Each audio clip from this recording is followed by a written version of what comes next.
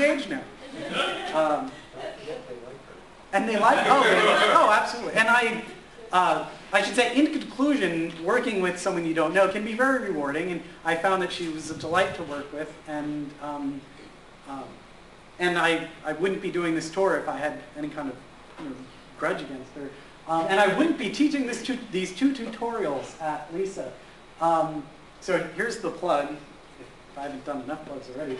But if you come to the Lisa conference, we're doing a full-day tutorial on technical tools for creating happy users, which is essentially the perception and visibility chapter, the help desk management chapter, debugging other people's problems, and system monitoring. Which, in other words, is you keep people happy by presenting yourself well, assuming that they're going to have problems, so you have a structure to handle those problems. Once they contact you, dealing with those problems in a structured and useful manner, and then monitoring the system so that you fix problems before they even report you. So there, you got the whole 6-hour tutorial over 2 days. And then we're doing a half-day tutorial on a small introduction to massive upgrades and changes, which is basically the whole change management section of the book that I talked about before. We were making one change to 1,000 machines, making 1,000 changes to one machine, and thousands of daily changes, like on a WAN, where you have one small but potentially dangerous change that you probably make every single day. How do you manage these things in a way that is, controls the chaos and gives you backup plans? So that's the whole talk. And now it's Q&A and then beer.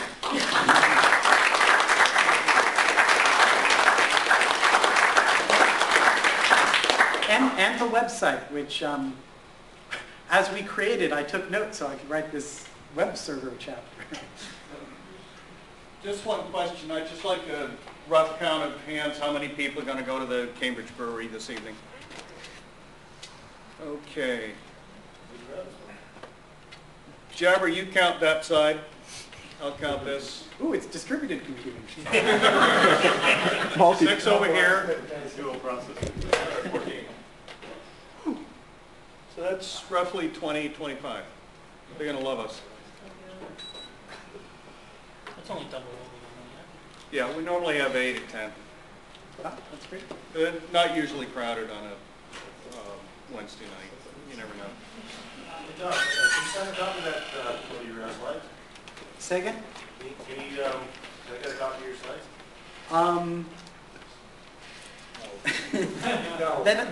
Then I won't be invited to as many places. Actually, you can get it. We're doing this presentation at Lisa, and this will go up on the website after that presentation. Okay. But generally, Lisa frowns upon giving out the slides until they've seen, you've done it for their audience. We've got some discount flyers if you want to buy Tom's book. Yeah, what's the 15% off? Excellent.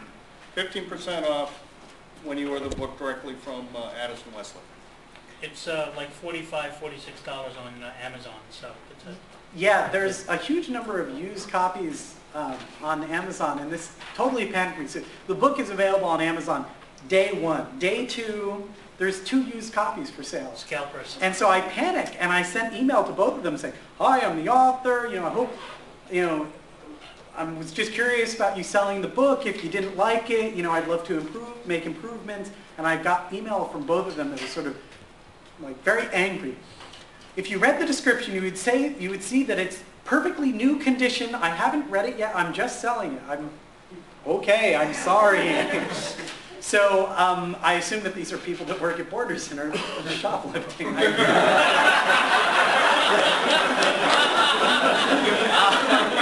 Because on day 2 they had copies used for sale, and now there's like 8 copies for sale, and so, which means about 0.1% of all the Borders in the world have employees in this situation, I guess. No, I shouldn't harsh out on people. Some of them are honest, mom and pop bookstores that just sell things through Amazon, and it has to be classified as used. But actually, the best part about that is that 2 months ago, Amazon had a bug in their system, and all the used prices were showing up twice as expensive. So it's like you could get it Amazon price, $49, used, $107. I had the same situation. I was going to buy a book for my daughter. Should have been about $3 or $4, and coming up with like 500. You had your hand up first. Oh, maybe you didn't. Actually, then you did. Yeah. Maybe I wasn't listening that good. Did you cover a large-scale enterprise-wide authentication like LDAP or NIST2 or anything like that?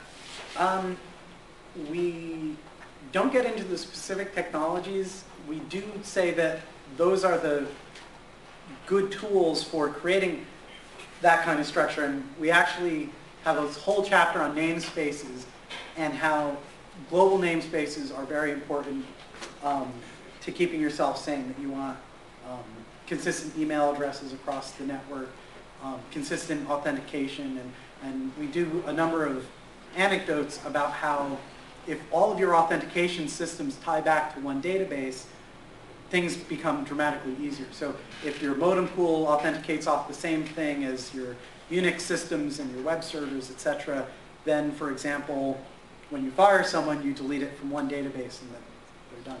What did large companies, just out of curiosity, for large, native authentication, like let's say Bell Labs where you work, or here at MIT, what is it that they use? Bell Labs, most of our stuff used a handheld authenticator with... what was the back end of it? Like LDAP? The back end was actually... well, see, I wasn't in big Bell Labs. I was in Bell Labs Research, which is where the scientists are. So it was actually a text file kind of database in our own back end running on Plan 9 servers. See, there's this great handheld authenticator from Accent, thank you, which is now... No, Accent's who it is now. It used to be Secure now. It was Secure something, then it's Accent. Accent's been bought by Synopsys. And if you remember those We're Beatrice commercials, anyway, Oh, yeah. soon everything's going to be owned by Nabisco. We were able to get a copy of the crypto system that it used, and Plan 9 has this awesome crypto library, and basically, I think David Prezzato looked at that and said, oh yeah, we just string together these three system, library calls in a row, and that's the algorithm. So we were able to develop our own server, and everything was based on that. It was fantastic. Lucent Corporate Wide, I honestly don't know what they're using, but I would, oh, wait a minute. See, they're so big that just having all their modem pools on one database is quite an accomplishment. So they had, they bought Livingston, and therefore they were using Radius. So massive Radius stuff, big LDAP servers for the corporate directory. I haven't been there for 2 years, almost 3, so I'm guessing that it's all Active Directory now. Yes? I just wanted to say, I've only had the book I got it 2 days ago, and I brought them here, and the thing that I really liked in flipping through it is that it's not use this technology for this, use that technology for that.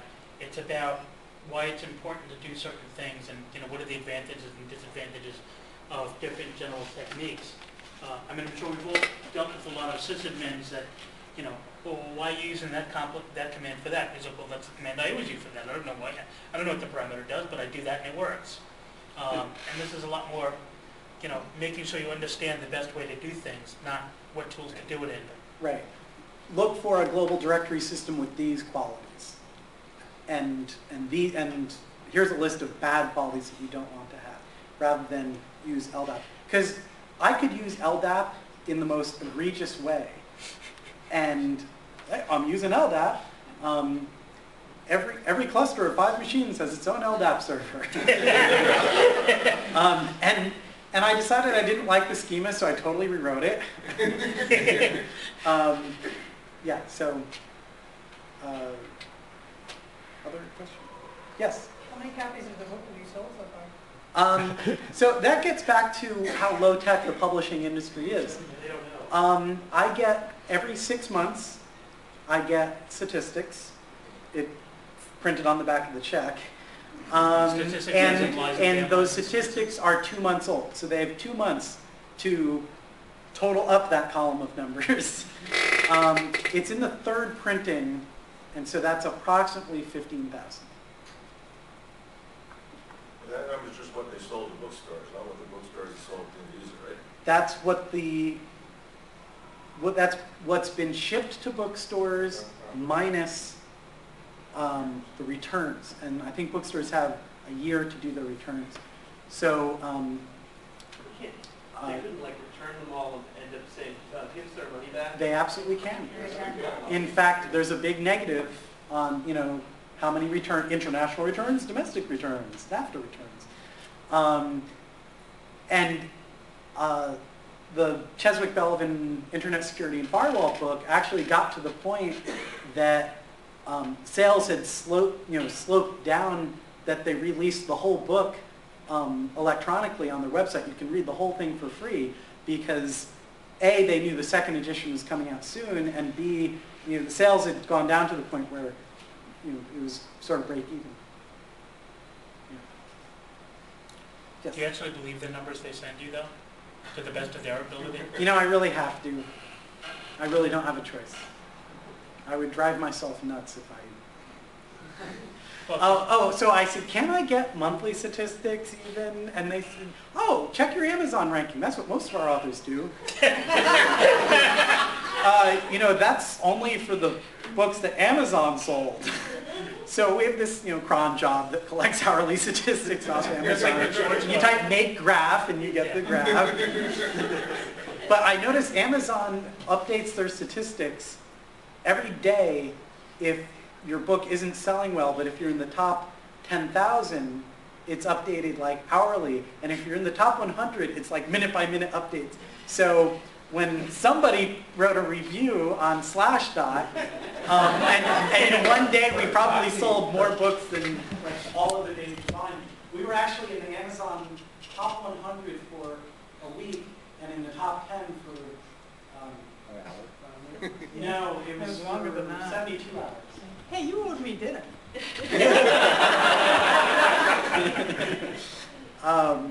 So yeah, Amazon rankings is basically how we have to go. Though Amazon rankings don't count the used book sales, so. That's sort of like when Schwarzkopf told everybody to watch CNN. Oh, but you know, we're now selling T-shirts and coffee mugs with the book cover off Cafe Press, and there we trust those statistics because it's zero. But well, okay, zero except the the ones we bought for ourselves. But so the problem is that people often say, you know, Tom, I'm not as geeky as I want to be, and people make fun of me for not being geeky enough. So what can I do? And we say, well, you know, buy the tote bag, which is if you go to everythingsysadmin.com and click on, I think, order it, you can order the coffee mug, the T-shirt, and the and the matching tote bag. So To carry them in. drive those sales up to 1.